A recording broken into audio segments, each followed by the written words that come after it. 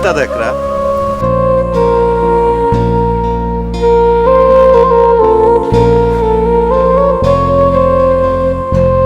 তুমি জানো মতি, এই পথ দিয়ে ছোটবেলায় আমি স্কুলে যেতাম। আর ওই যে দূরে বটগাছটা, ওখানে পুজোর সময় মেলা বসতো। আমি তালপাতার বাঁশি কিনে বাজাতাম।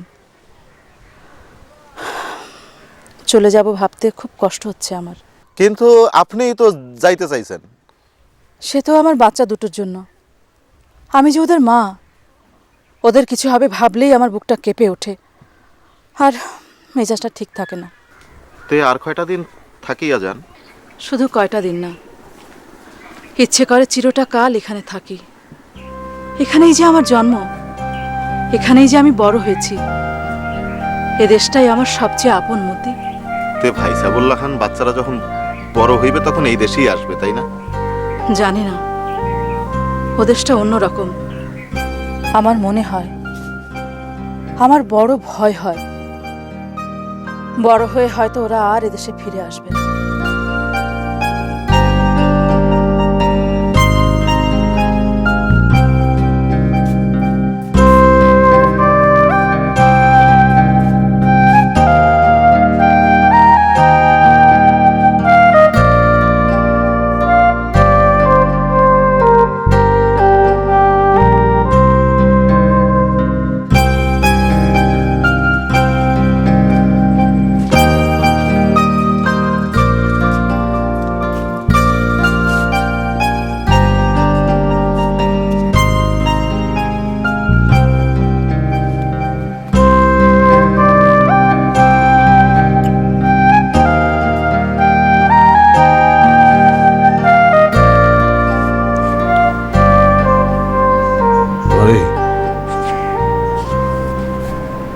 আমি তো পারলাম না। ওকে তুমি বাংলাটা শিখিও। আর দেখো,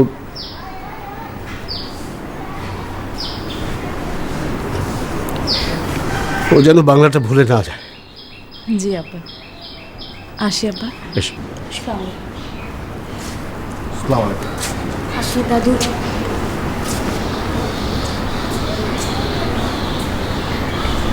কোটি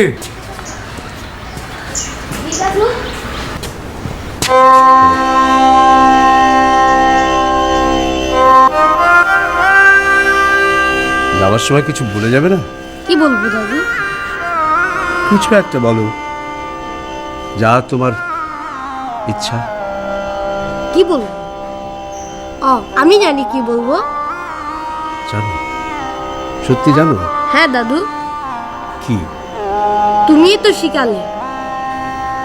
কি শেখালাম আমি? এই বুড়ো মানুষ তোদের কি শেখাতে পারে বল? আবার আসিব ফিরে ধানসিঁড়িটির তীরে এই বাংলায়।